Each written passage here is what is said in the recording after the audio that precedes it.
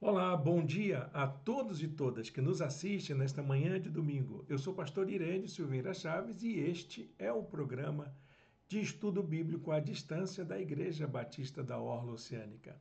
É um prazer estar aqui nesta manhã com você. Estudar a Bíblia, conhecer, desvendar aquilo que Deus fala ao nosso coração através da sua palavra, que é assim que Deus fala conosco. Deus falou ao longo da história e a palavra de Deus é o registro dessa experiência. E através desse registro, Deus tem muita coisa para dizer para a gente ainda nos dias atuais. Nós estamos estudando o tema da escatologia cristã dentro de uma perspectiva bíblica. Então, nós estamos explorando a teologia, uma área da teologia, e fazendo um trabalho de teologia bíblica, um trabalho de abordagem que tem a ver com aquilo que a Bíblia diz sobre o que nós chamamos de doutrina das últimas coisas. Muita gente está dizendo aí, não é? Eu tenho lido demais nas redes sociais que Jesus está voltando, que o tempo do fim está chegando. E é verdade.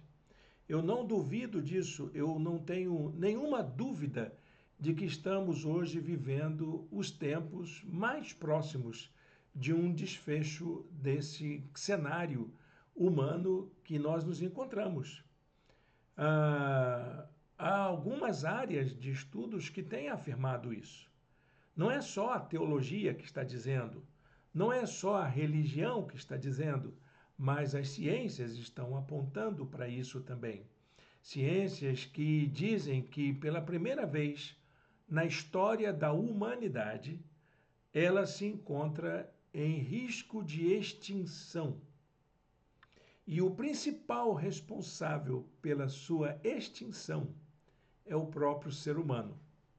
As ciências ecológicas, por exemplo, dizem que a vida no planeta está em risco, que estamos vivendo os tempos do fim, em que a vida vai se esgotando e as condições de vida vão se esgotando de uma tal maneira que já ultrapassamos o ponto de retorno, de tentar corrigir aquilo que foi feito.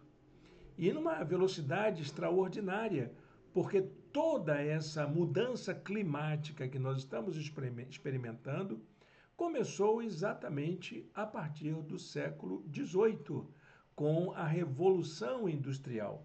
Quando eclodiu a Revolução Industrial nos países mais ricos da Europa, então começou-se a buscar matéria-prima, inclusive queimar combustíveis carbônicos, né, para que pudessem fazer com que as fundições, com que as máquinas a vapor funcionassem. Então, nós inauguramos logo depois a era dos combustíveis fósseis, e isso tudo fez aumentar a quantidade de gás carbônico na atmosfera e a eliminação das possibilidades de vida no planeta. Nós somos uma ameaça hoje ao planeta, de fato. Bom, gente, talvez você não acredite nisso, mas é isso que eu tenho lido nas minhas pesquisas de filosofia da ciência, que é uma das minhas áreas de estudo. É isso que eu tenho verificado ao longo da minha pesquisa, dos meus estudos, e entendo que Deus tem uma resposta para isso. E a resposta está dentro da escatologia cristã. Como que nós viveremos nesse tempo do fim? Como que nós viveremos? A Bíblia fala de novos céus e nova terra. E a minha pergunta, que é a pergunta que a escatologia faz para a gente, se a gente sabe que nós teremos uma nova vida, um novo reino, a consumação de todas as promessas divinas no futuro, de que maneira a gente tem que se preparar para ele? Essa é a questão que eu quero responder com você nesses estudos sobre escatologia cristã. Sem mais demora, para a gente estudar aqui o nosso texto que eu preparei para hoje, eu quero colocar a nossa apresentação. Está aqui a apresentação da nossa aula de hoje. Para você acompanhar, você pode baixar a apostila que está em nosso blog. Você dá uma olhadinha aqui embaixo e você vai encontrar no meu blog pessoal, como também no blog da igreja, uma página de estudos bíblicos e ali está o material de estudo que nós preparamos para esse nosso curso. Você pode baixar gratuitamente, ele é um presente da nossa igreja para você. Foi preparado com muito carinho, com muita dedicação, com informações bastante atualizadas e de pesquisa profunda nessa área de escatologia, que você que já me conhece, sabe como é que é o meu jeito de estudar teologia, de estudar filosofia, de estudar a palavra de Deus. É desse jeito mesmo de me aprofundar, de não me contentar com uma definição superficial, de ir mais a fundo, mas fazendo isso sempre numa linguagem muito simples e muito acessível para todas as pessoas.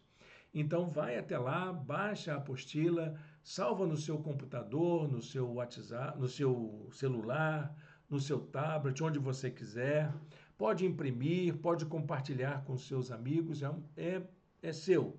É um livro que você vai adquirir gratuitamente para o seu estudo pessoal. E aí, meu querido, minha querida, você jamais poderá ter a desculpa para explicar assim de que você não conhece o campo da escatologia, porque nós temos esse material disponibilizado gratuitamente para você. Bom, a nossa aula de hoje já é a segunda aula. Nós estamos na segunda aula de nosso curso, que é o curso sobre escatologia cristã. Então, nós vamos tratar do tema da redenção. A redenção tem a ver com a escatologia? Sim, porque a obra da redenção ela é um processo que vai levar a uma plenitude. Aguardamos a essa plenitude. Eu creio perfeitamente que o Senhor nos salvou, Ele nos alcançou com a sua graça, Ele operou em nossos corações com o seu espírito de vida. Mas esse caminho que vamos percorrer até a plenitude dos tempos é marcado então por um cuidado que Deus tem para a gente. E aí a gente pergunta: se somos salvos, por que ainda não fomos levados para os céus? Por que ainda temos que passar por tudo isso aqui, enfrentar lutas, enfrentar conflitos, viver uma dúvida constante uma atrás da outra? Por que a gente tem que passar por isso? Aí, essas ideias estão presentes nessa pergunta do título da nossa aula. Existe um futuro? O que você acha? Comente aí nos seus comentários, se você quiser, compartilhe com a gente. Você acha que existe um futuro? Ou pelo menos um futuro promissor? Nós teremos um amanhã? Será que teremos? É isso que a gente vai ver na nossa aula de hoje. Para a gente aquecer o nosso debate, o nosso estudo, o nosso interesse aqui pelo assunto, eu separei aqui o texto de 1 Coríntios, capítulo 15, verso 19, que diz assim: se é somente para esta vida que temos esperança em Cristo, dentre todos os homens, somos os mais dignos de compaixão. Essa palavra de Paulo, ela marca muito o meu coração. Eu, quando li pela primeira vez, eu era muito novo convertido, estava começando a frequentar a igreja, e eu ouvia, tinha os meus 17 anos por aí, e eu ouvia muitos pregadores com aqueles discursos inflamados sobre a segunda vinda de Cristo, e aquilo me assustava bastante. Eu, inclusive, fiz parte de uma peça de teatro evangélica que foi apresentada no Teatro de Nova Iguaçu. Havia um grupo de teatro maravilhoso que falava, então, sobre a segunda vinda de Jesus, o Apocalipse, aquelas expectativas, e tudo era na base do pavor, do medo, de coisas assim que nos assustavam, de tal maneira que a gente pensava, muitos meus amigos pensavam, se a segunda vinda de Cristo, se o futuro que está sendo preparado é esse, eu não quero, eu estou fora. Olha, meu querido, essa palavra de Paulo, então, quando bateu no meu coração, trouxe alívio, porque eu sei que Cristo tem preparado para nós coisas grandiosas. Deus está trabalhando arduamente pelo futuro da sua criação. Deus criou todas as coisas no universo, inclusive nós seres humanos, para que nós tivéssemos uma vida plena. E é impossível a gente conceber essa ideia de que tudo isso que Deus fez vai virar cinza, vai acabar, vai se diluir, vai desaparecer. E não é isso que a palavra de Deus nos diz. Se você acha que tudo que você tem se resume a isso que está à nossa volta, a esse mundo, mesmo as coisas mais belas do mundo, então, meu querido, minha querida, lamento te dizer com a palavra de Deus que nós somos dignos de compaixão. Na versão mais antiga, dizia: somos os mais miseráveis de todos os homens. Somos pequenos, somos limitados por não compreender essa graça maravilhosa que envolve a história da redenção. Bom, é isso que vamos falar hoje, tá? Fique com a gente aí até o final para a gente debater e compreender um pouco mais sobre esses mistérios da revelação de Deus sobre o futuro. Eu separei também aqui uma frase de um dos teólogos que eu tenho usado como base da nossa compreensão, Giovanni Ancona. Ele é um católico e escreveu um livro extraordinário sobre escatologia cristã, um livro denso, um livro básico, está na relação bibliográfica. Se você se interessar, você pode, inclusive, adquirir, será uma bênção para todos nós. Ele diz assim: a escatologia cristã não fala apenas do fim, mas da finalidade última da vida e da história, que é a comunhão com Deus. Então, duas palavras aí muito parecidas, né? Fim e finalidade. Fim é acabar, é o ponto final, é a linha de limite, é o demarcatório. E a finalidade, não. A finalidade fala de propósito, de sonhos de Deus. O que Deus está projetando para nós, fala de projeto de vida. E a escatologia tem mais a ver com finalidade do que com final. E, se pudéssemos usar a palavra grega aqui, a palavra grega usada no Novo Testamento é eschaton. E nós já vimos que eschaton quer dizer fim. Mas a palavra grega tinha um outro vocábulo, a língua grega tinha outro vocábulo que servia para a finalidade, que é telos. Então, isso significa que seria melhor a gente usar a ideia do fim não como um eschaton cabal, trágico, mas como um eschaton que é telos, que aponta para uma esperança, para um propósito, para uma finalidade. Deus está preparando tudo isso porque Ele tem um propósito para com a sua criação. Acho que fica melhor assim, não fica? O que você acha? Falar de propósito e finalidade em vez de falar de tragédia, de desfecho trágico de todas as coisas. Bom, eu prefiro essa ideia da finalidade, viu? Se você não concorda comigo, coloca aí os seus comentários. Eu acho que Deus está aguardando a gente com muita expectativa lá nas suas mansões celestiais. Jesus falou isso. O livro do Apocalipse diz que eis que cedo venho, ele vem sem demora, e a gente está aqui só aproveitando um pouco mais para poder fazer com que mais pessoas possam ser alcançadas pela graça. Isso é o apóstolo Pedro que fala sobre isso, né? De que ele não está tardando. Essa demora que a gente acha que é demora, para Deus não é demora, mas essa demora que a gente acha que é demora é para que mais pessoas possam ser alcançadas pela graça. Amém?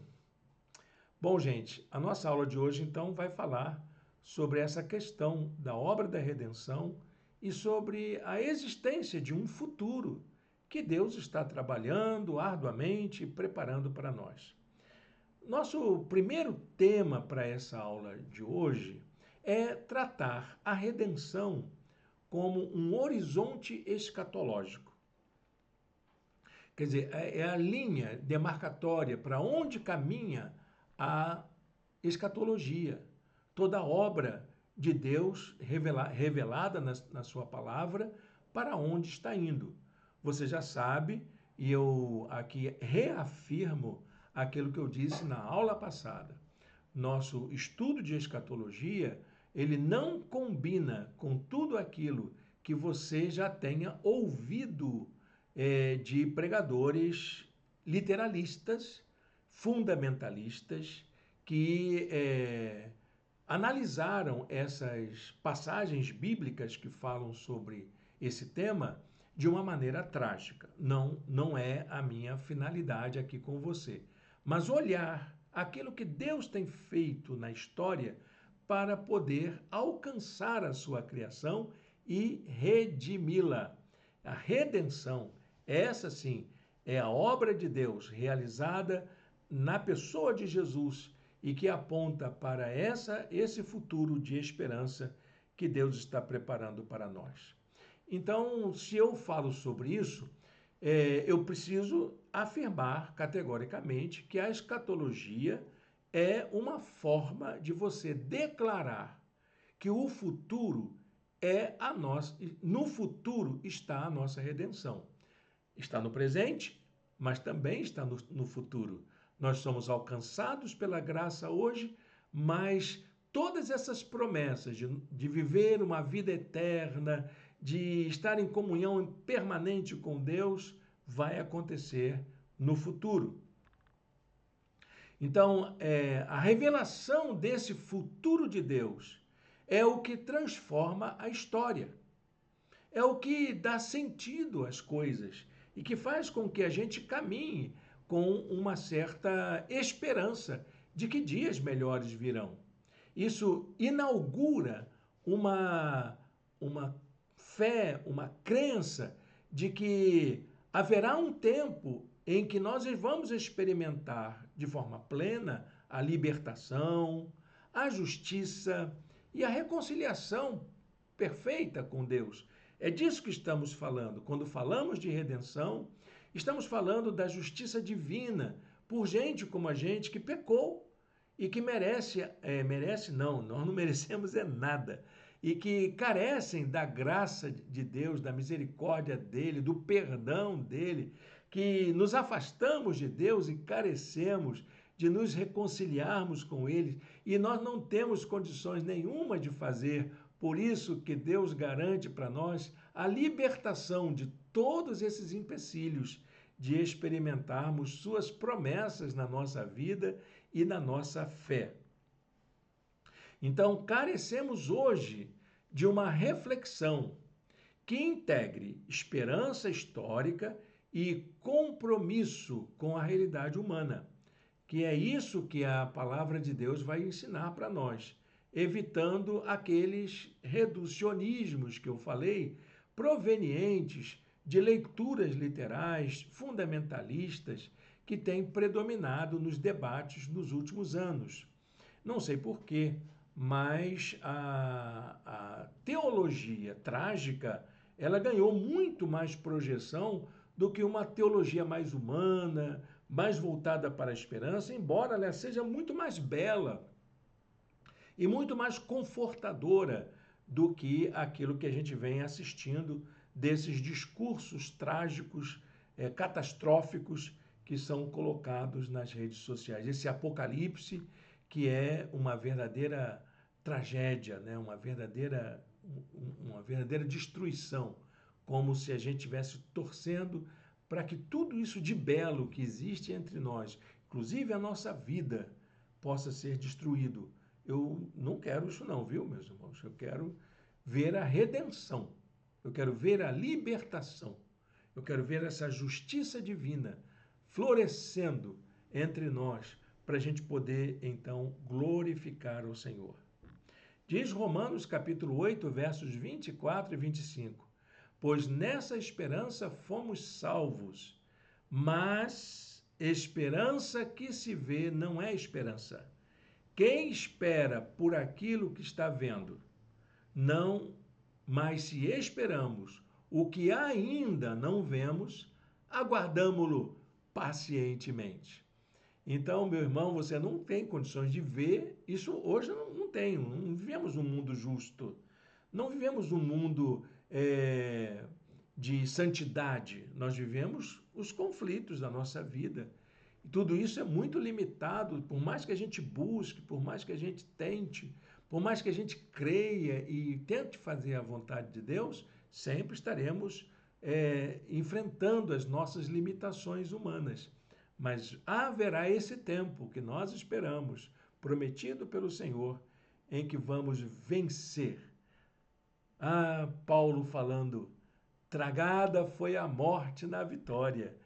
Todas essas tensões que nos levam à morte serão vencidas na vinda do Senhor entre nós. Então, para a gente entender bem essa questão da redenção, a escatologia ela não se limita a falar de um fim do mundo. Ela está para além daquilo que nós entendemos como fim do mundo. O mundo vai acabar. A Bíblia não diz isso, o mundo vai acabar. A Bíblia diz que haverá um fim. E esse fim tem mais a ver com os propósitos de Deus do que com as catástrofes da natureza. A escatologia, mais do que um conhecimento do fim, é uma compreensão do sentido último da história e da vida. Porque se você olhar pelo que acontece hoje, esses acontecimentos históricos, as guerras, não fazem sentido nenhum.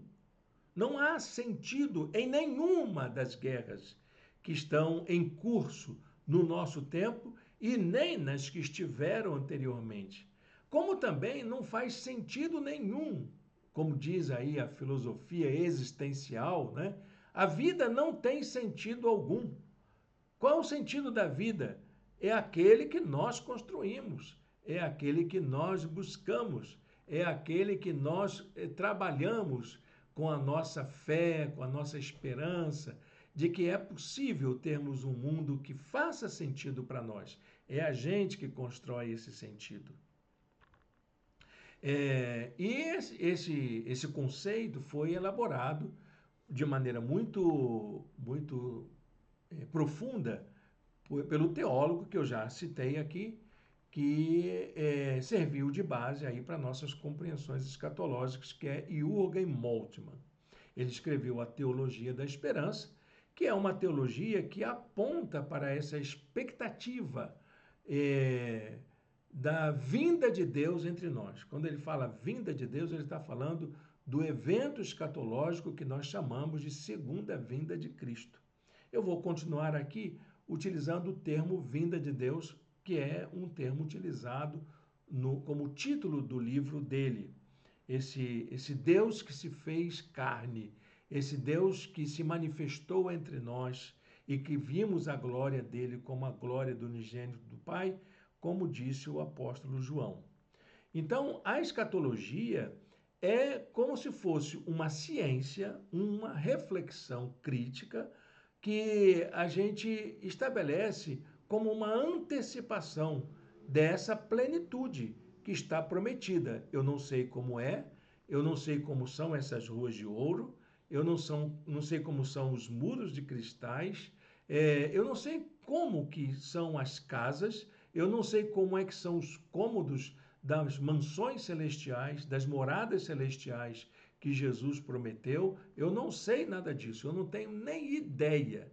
Apenas posso fazer uma imagem, eu posso imaginar através de figuras que eu tenho hoje comigo. Por isso que é importante a gente refletir sobre isso. E isso nunca deve levar a gente a uma fuga da realidade, a uma alienação, mas sentirmos-nos impelidos para que a gente possa experimentar a transformação já aqui na nossa vida. Romanos capítulo 8, verso 18, Paulo fica pensando nisso. Considero que os nossos sofrimentos atuais não podem ser comparados com a glória que em nós será revelada. Ou seja, tudo aquilo que a gente passa por aflição, conflito, tensão, sofrimento nos dias atuais, não tem nada a ver com aquilo que o Senhor está preparando para nós. Aquilo que está por vir é infinitamente melhor do que qualquer coisa boa que a gente tem aqui. E é também algo que vai trazer alento e consolo diante das nossas lutas presentes. Então, pensar o futuro de forma escatológica é não se resignar ao presente como se ele fosse definitivo.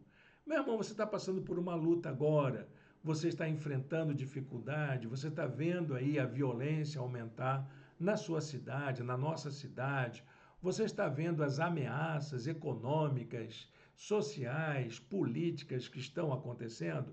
Isso não é final, não, meu irmão. Isso não é final. Não se desespere. Não é para a gente se desesperar.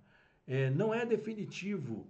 O Senhor está trabalhando por uma restauração, pela redenção de toda essa criação, essa sociedade, essa vida humana da qual nós participamos. A história, ela não se fecha em si mesma. A história ela tem que ser vista sempre como aberta às promessas divinas. E a escatologia bíblica acaba, então, se tornando um modo de pensar que é criativo, não destrutivo. Algo que pensa em uma construção de um mundo melhor, não pela aniquilação deste. Ela anuncia por isso mesmo, como está na Escritura, uma nova criação. Desde o Antigo Testamento até o Apocalipse, é disso que a escatologia fala. Isaías capítulo 65, 17, já dizia no passado: pois vejam, criarei novos céus e nova terra, e as coisas passadas não serão lembradas, jamais virão à mente. Então, essa ideia criativa de você imaginar que é possível vivermos numa vida melhor, é disso que a escatologia trata. Jesus, então, quando ele veio estabelecer o seu ministério, quando ele iniciou a sua pregação, a primeira coisa que ele fez foi anunciar a chegada do reino de Deus. Então, a gente, quando fala de escatologia, também precisa falar de reino de Deus. E o que é o reino de Deus? O reino de Deus é uma realidade presente, como também uma realidade que vai se consumar no futuro. É aquela lógica do já e o ainda não que falamos na aula passada. O ministério de Jesus inaugurou uma nova compreensão escatológica, diferente daquela do Antigo Testamento, que é centrada nessa ideia da chegada do reino de Deus. Para Jesus, o reino foi apresentado a nós, ele foi colocado à nossa disposição, ele foi inaugurado com a presença de Jesus. Mas esse reino ainda aguarda sua consumação plena. Essa tensão, que é uma tensão criativa, esteve aí presente em todas as promessas de Jesus.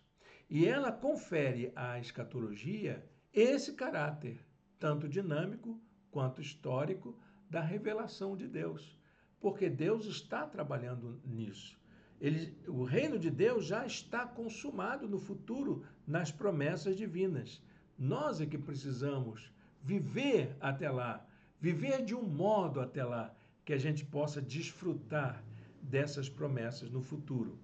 O apóstolo Pedro, na sua segunda carta, capítulo 3, versos 13 e 14, diz assim: Todavia, de acordo com a sua promessa, esperamos novos céus e nova terra, onde habita a justiça. Portanto, amados, enquanto esperamos estas coisas, empenhem-se para serem encontrados por ele em paz, imaculados e inculpáveis. Se a consumação do reino está no futuro, que a gente seja encontrado hoje pessoas dignas de serem cidadãs e cidadãos do reino de Deus. O reino é real no presente quando esse amor prevalece, esse amor que caracteriza o reino, quando a justiça é buscada, quando o pobre é acolhido. Porque é isso que o reino de Deus não exclui ninguém. O reino de Deus não é para pessoas perfeitas, é para gente que é alcançada pela graça. Mas esse reino, que é presente através dos atos de justiça, de amor e de acolhimento, ele também é futuro, porque ainda não vemos o resultado dessa ação da justiça, do amor e do acolhimento. Nós estamos vivendo no mundo ainda, no mundo injusto, no mundo de ódio, no mundo de exclusões. Então, essa libertação, essa transformação ainda está por acontecer, mas já deixa os seus sinais no tempo presente. Jesus, então, quando ele faz o seu ensino escatológico, ele apresenta as ideias sobre as coisas do fim de duas formas. A primeira, ele faz um grande sermão escatológico que foi registrado nos evangelhos sinóticos. Você vai encontrar esse sermão escatológico em Mateus, capítulo 24 e 25, vai encontrar no Evangelho de Marcos, capítulo 13, e vai encontrar no Evangelho de Lucas, capítulo 21. Para você entender o que Jesus quis ensinar sobre a escatologia, você precisa ler essas passagens bíblicas com o seu coração aberto, porque cada autor registrou de um modo as profecias que estão presentes nesse sermão. É um sermão que tem várias faces. Mas ele também pregou várias parábolas que eram chamadas de parábolas do reino. Em Mateus, capítulo 13, você vai encontrar algumas dessas parábolas, que elas são importantes para explicar o que é o reino de Deus, como que ele se estabelece entre nós. Então você vai encontrar a parábola do grão de mostarda, da pérola perdida, da semeadura, enfim, tem várias parábolas ali em Mateus capítulo 13 que tentam explicar metaforicamente o que é esse reino. E essas metáforas que fazem menção ao reino de Deus, elas apresentam um processo. O reino está em processo.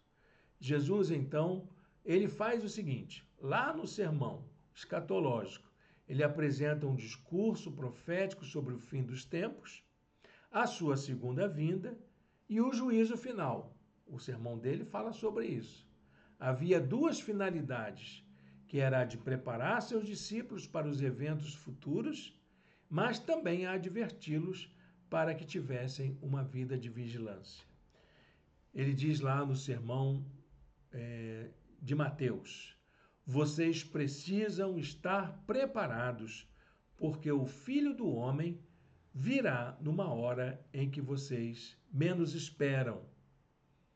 Então, você aí que está querendo sinais, querendo que apareça isso, que apareça aquilo, e que está apavorado com essas guerras e rumores de guerras, então se tranquilize.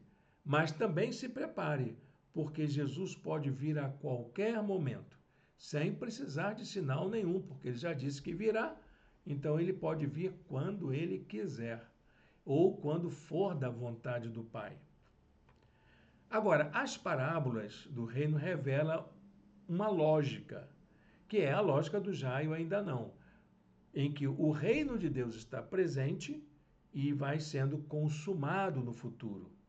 Essas parábolas apontam para um processo de crescimento, um processo que vai da esperança à ação, ou, podemos dizer assim, uma esperança ativa. É um processo que envolve a fidelidade neste tempo presente, tendo em vista uma plenitude vindoura. Então, Deus é fiel, ele vai cuidar da gente e promete que ele fará isso até o fim dos tempos. E envolve também a nossa fidelidade, porque que tipo de pessoas eu preciso ser sabendo que Deus está preparando para mim um futuro? Mateus capítulo 13, verso 49, em uma das parábolas, ele diz: assim acontecerá no fim desta era. É isso que vai acontecer. Ele vai dar um desfecho para essa história humana, essa história da criação, que para a gente parece muito sem cabeça, né? Sem pé nem cabeça, esse esquema trágico da vida. Nessa perspectiva da escatologia como redenção, um tema emerge dentro da Escritura, que é o mistério da ressurreição. A ressurreição é um dos aspectos que dizem respeito à realidade do fim, mas não como uma vida depois da morte, mas como a vitória da vida. Preste atenção no que nós vamos falar aqui sobre essa questão da vitória da vida e como a ressurreição é um símbolo dessa vitória que está sendo preparada para nós. Para a teologia, de um modo geral, você vai encontrar em todas as explicações sobre a ressurreição que a ressurreição é como se fosse um tema fundamental para que a gente possa entender a fé cristã. Por que a gente crê em Cristo? Por que a gente confia nas promessas divinas? Como diz lá em 1 Coríntios, capítulo 15, verso 14. Se Cristo não ressuscitou, é inútil a nossa pregação, como também é inútil a fé que vocês têm. É como se a ressurreição fosse uma chave hermenêutica para a fé, para a compreensão, para fazer com que todas as coisas comecem a ganhar algum sentido. A ressurreição, então, é como se fosse um evento, uma manifestação, um fenômeno que antecipa esse destino escatológico da humanidade. Assim como Cristo ressuscitou, nós também iremos ressuscitar no futuro. A escatologia do Novo Testamento, ela é centrada nessa questão da ressurreição de Jesus, porque ele se apresentou dentro da revelação de Deus, da revelação bíblica, como a primícia dessa nova criação, de tal modo que a fé cristã não aponta para a aniquilação do mundo, mas para a transformação, para uma nova vida que o Senhor nos convida a participar dela. Colossenses capítulo 1, verso 15. Jesus é a imagem do Deus invisível, o primogênito de toda a criação. A ressurreição, então, não é só uma esperança de uma vida após a morte, mas também uma nova possibilidade de existência para vivermos no mundo aqui e agora. O batismo, por exemplo, é um símbolo dessa nova vida. É essa nova vida que experimentamos já como ressuscitados em Cristo no batismo. Diz a palavra de Deus assim.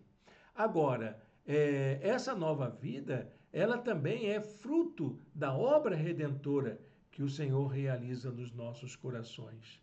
Ela é a promessa de que as forças da morte do mundo, a injustiça, a exclusão, a guerra, a destruição ambiental, não são a última palavra sobre a vida. A vida não vai acabar assim, não no ponto de vista divino. Deus está trabalhando para que os excluídos, para aqueles que são vitimados pela violência, pela guerra, que são vitimados pela injustiça social, até mesmo por essas catástrofes ambientais, a palavra da ressurreição é um convite a pensar a nova vida, saber que o Senhor está trabalhando pela redenção de todos e todas. Esperar o futuro de Deus é viver o presente em coerência com Ele e construir sinais do reino nas brechas da história. Isso quer dizer o seguinte: onde há fome, nós somos chamados a partilhar o que temos. Onde há guerra, nós somos chamados a agir como pacificadores. Onde há exclusão, nós somos convidados para promover inclusão. Onde há ódio, nós somos chamados a exercitar o amor. É isso que é a manifestação dessa ação escatológica do cristão no mundo. A esperança cristã, diz Moltmann, não é uma fuga do mundo, mas transformação do mundo por meio da antecipação do futuro de Deus. Tem um outro teólogo alemão muito importante que eu li na época do seminário, quando eu estudava teologia, Werner Georg Kimmel, na sua Teologia do Novo Testamento, ele já apontava de que a vida hoje, a vida cristã hoje, é uma antecipação das promessas futuras.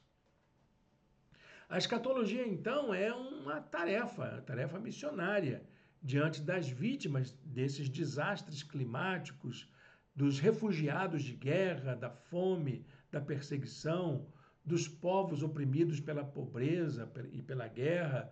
É exatamente isso. Nossa perspectiva escatológica deve nos levar, deve nos impulsionar a fazer algo por quem sofre no mundo. Isaías 11:9 dizia assim: ninguém fará nenhum mal, nem destruirá coisa alguma em todo o meu santo monte, pois a terra se encherá do conhecimento do Senhor, como as águas cobrem o mar. Isso é promessa para o futuro. Deus está trabalhando por isso.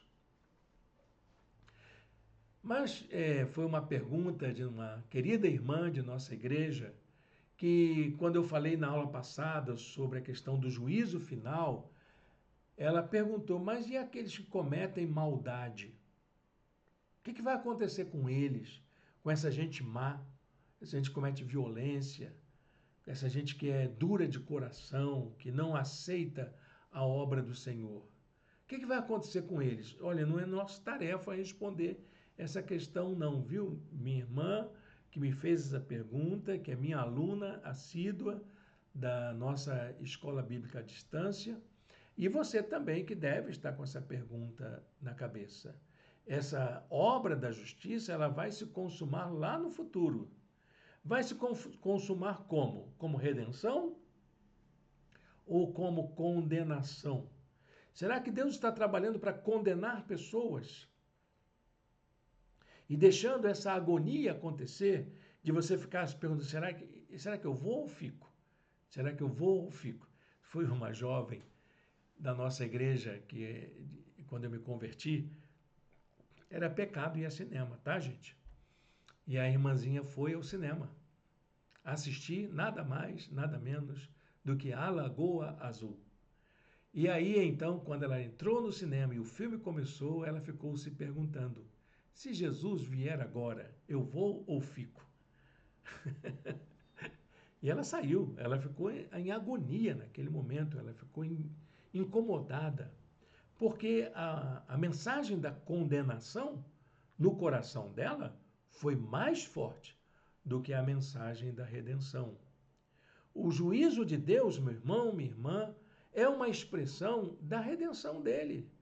Ele está trabalhando pela redenção da humanidade. O desejo de Deus é ver cada criatura redimida por sua graça. Por isso que o seu filho morreu na cruz do Calvário. Tiago, capítulo 2, verso 13, diz que a misericórdia, ela sempre triunfa diante do juízo, porque é isso que o Senhor está trabalhando. Ele não trabalha pela condenação, ele trabalha pela misericórdia, para que a misericórdia dele alcance todas as pessoas, mesmo as que não têm merecimento algum, como a gente, como eu e você, não é verdade? Então, o juízo divino, na perspectiva escatológica, é um ato de amor. Anota isso aí, por favor, para você não esquecer, nem sofrer mais com isso. O juízo divino é sempre um ato de amor, pelo fato de que Deus não ignora o sofrimento das vítimas, daqueles que são vítimas de um mundo cruel, das condições trágicas, perversas da vida. Esse juízo divino é como se Deus estivesse dizendo um sim para a nossa dignidade. Algum dia nós seremos convidados a viver dignamente, bons e maus, ricos e pobres, todas as pessoas poderão viver dignamente na presença do Senhor. Esse juízo divino é também um convite para que a gente possa transformar a nossa vida aqui, a nos convertermos, a nos arrependermos dessa maldade que fazemos. E qual o tempo que eu tenho? Todo o tempo da minha existência, até o dia em que eu deixar essa vida aqui por qualquer motivo, até um instante final, eu tenho a oportunidade de me arrepender, de me converter, de ter a minha vida transformada pelo Senhor. Diz João em seu evangelho, porque Deus enviou o seu Filho ao mundo, não para que condenasse o mundo, mas para que o mundo fosse salvo por ele. Então, meu irmão, minha irmã, você anota aí, o Senhor não trabalha, ele não conta com a condenação. A condenação é uma consequência de várias coisas. E até o dia do juízo final, nós temos um espírito de vida que trabalha pela graça e pela misericórdia de Deus, sabendo que o amor que Deus tem por nós não inclui a nossa condenação. É o que está na palavra de Deus. Deus enviou o seu Filho ao mundo, não para que condenasse o mundo. Não foi para isso que Jesus morreu. Jesus morreu para salvar e para sermos alcançados pela sua graça. O juízo final não destrói a esperança. O juízo final, ele completa essa esperança de que nós seremos redimidos. Essa redenção abrange não só a vida humana, mas toda a natureza, toda a criação, todo o universo. Acredite nisso. Quando nós falamos de redenção cósmica e ecológica, é exatamente sobre isso que estamos falando. Ela tem uma perspectiva integradora. A palavra holística é uma palavra pouco usada na teologia, mas nesse aspecto da escatologia, a gente precisa usá-la. Essa ideia da totalidade, que inclui tudo e todos. Não se limita à salvação da alma, mas abarca toda a criação.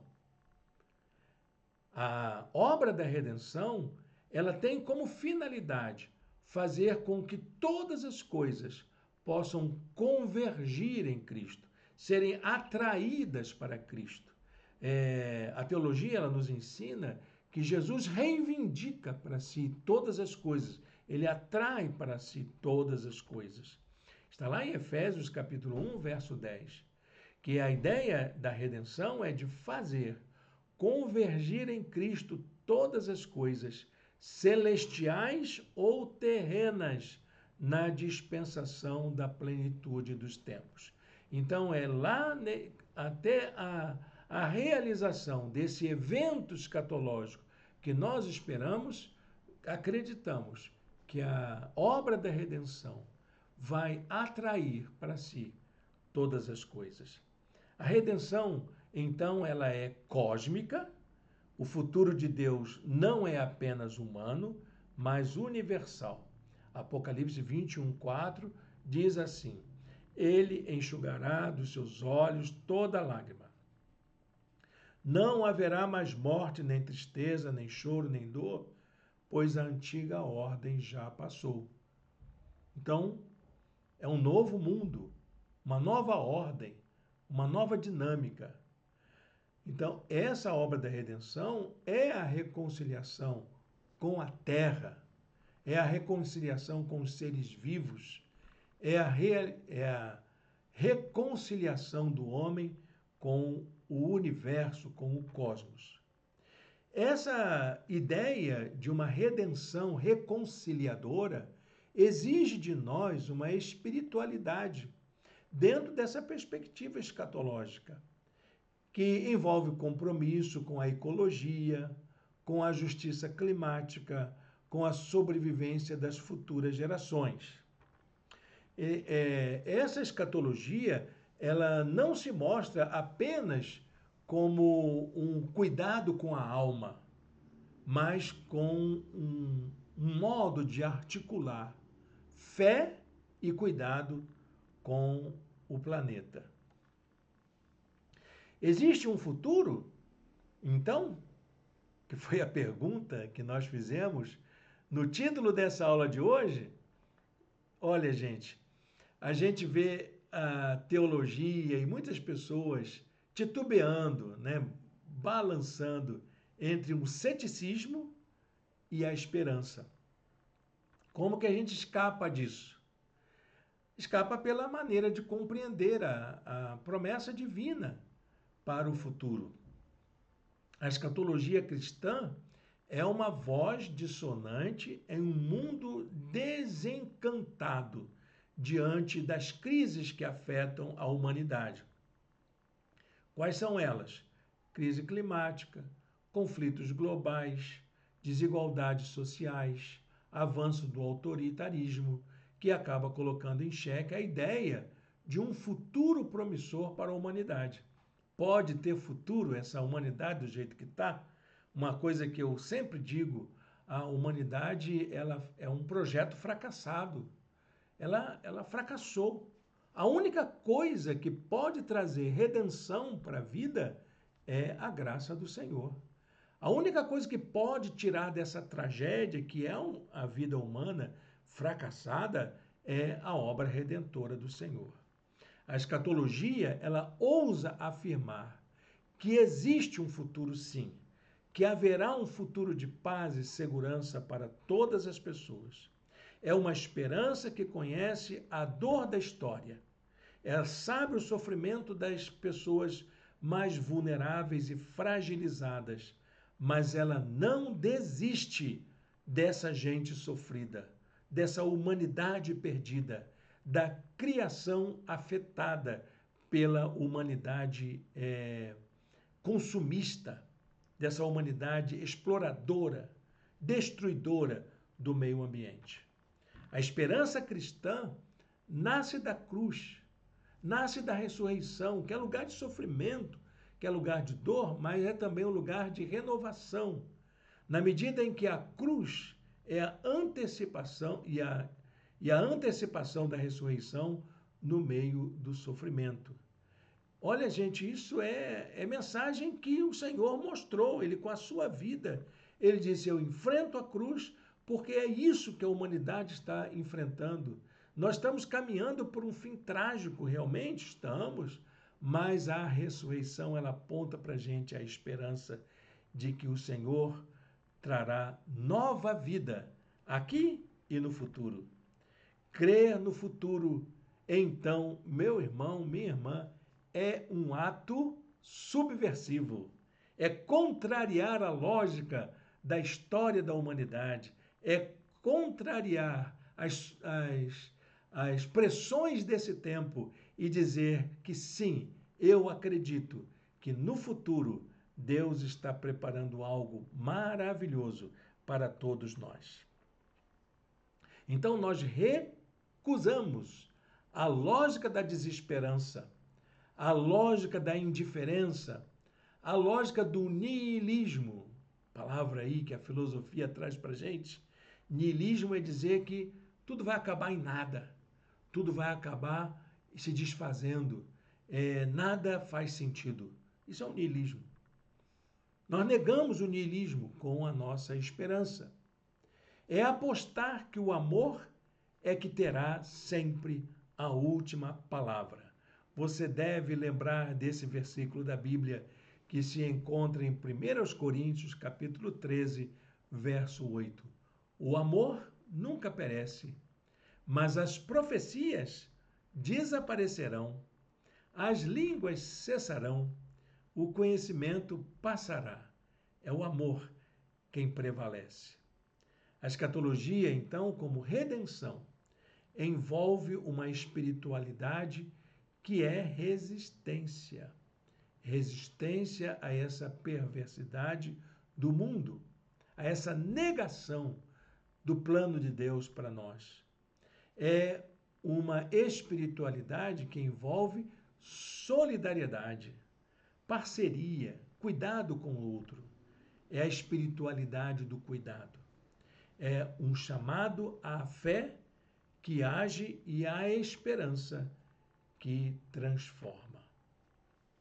Para a gente chegar ao final da nossa aula de hoje, eu queria deixar aqui essa palavra sobre o que é viver escatologicamente. Que tipo de vida a gente pode ter nos dias atuais? É uma vida na expectativa do futuro, não na expectativa do fim, nessa expectativa desse futuro que Deus está preparando para nós.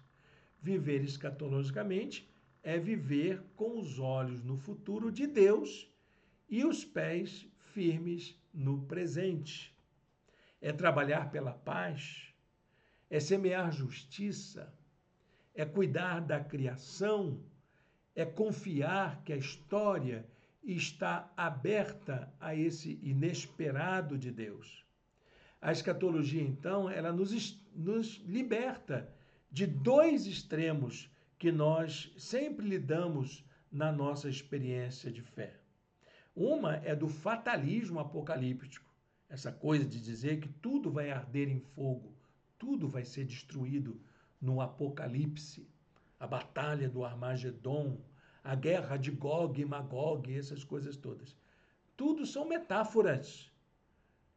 E nós, quando somos chamados a refletir sobre o futuro de Deus, nós superamos esse fatalismo. Mas também existe o outro lado, que é o conformismo.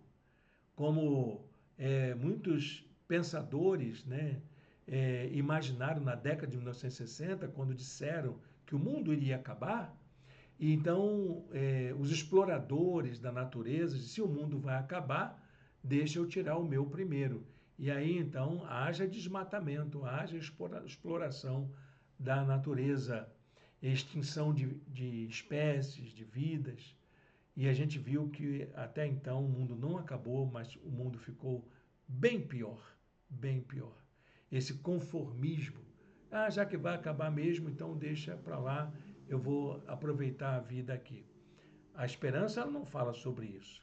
Ela nos convida a viver com responsabilidade histórica, com sensibilidade espiritual e com esperança ativa. 2 Pedro 3,11 faz essa pergunta. Visto que tudo será assim desfeito, que tipo de pessoas é necessário que vocês sejam? É a Bíblia que está perguntando para a gente. Como que a gente vive? Que tipo de gente a gente vai ser, sabendo que Deus está preparando algo novo para nós, uma nova lógica, uma nova realidade, um novo céu e uma nova terra. Escatologia, então, meu irmão, minha irmã, é o grito de quem não se conforma com essa maldade que está aí, com essa destruição, com o fim de todas as coisas. É a prece de quem espera, é a ação de quem acredita, é a certeza de que Deus vem e com ele a vida plena. Veja esse versículo, Hebreus capítulo 10, verso 23. Apeguemo-nos com firmeza à esperança que professamos, pois aquele que prometeu é fiel. Amém? Acredito que essa palavra veio para a gente, para dar a gente uma coragem, trazer um novo ânimo. E eu queria convidar você para orar junto comigo. Feche seus olhos, fale com Deus. Senhor Deus, eterno Pai, muito obrigado por esta palavra, Senhor, nesta manhã. Completa ela em nosso coração, Senhor, fortalecendo a nossa fé, a nossa esperança, com a certeza de que o Senhor já está trabalhando em nosso futuro. Que o futuro que o Senhor está preparando não é trágico, mas é renovador. É para trazermos novas alegrias, para nos dar nova vida, vida plena em comunhão contigo. Nós possamos viver hoje com essa esperança, sabendo que a gente pode desfrutar hoje os vislumbres dessas tuas promessas. Nós te oramos em nome de Jesus. Amém. Amém, meu irmão, minha irmã. Que bom a gente poder chegar ao final da nossa aula. Fico feliz por compartilhar com você essa palavra. Que ela fique guardada em seu coração e que a gente possa alimentar a nossa esperança com essas promessas maravilhosas que vêm da palavra de Deus. Deus o abençoe, Deus a abençoe neste domingo. Lembrando que logo mais a nossa reunião será presencial em nosso espaço. Às 18h30 estaremos em nosso espaço. Teremos a última mensagem da série Deus cuida de mim, não estamos sozinhos. Vem com a gente vai falar muito sobre os espaços onde Deus atua, onde nós podemos encontrar Deus e adorá-lo. Vem com a gente vai poder adorar ao Senhor também juntos em nosso espaço.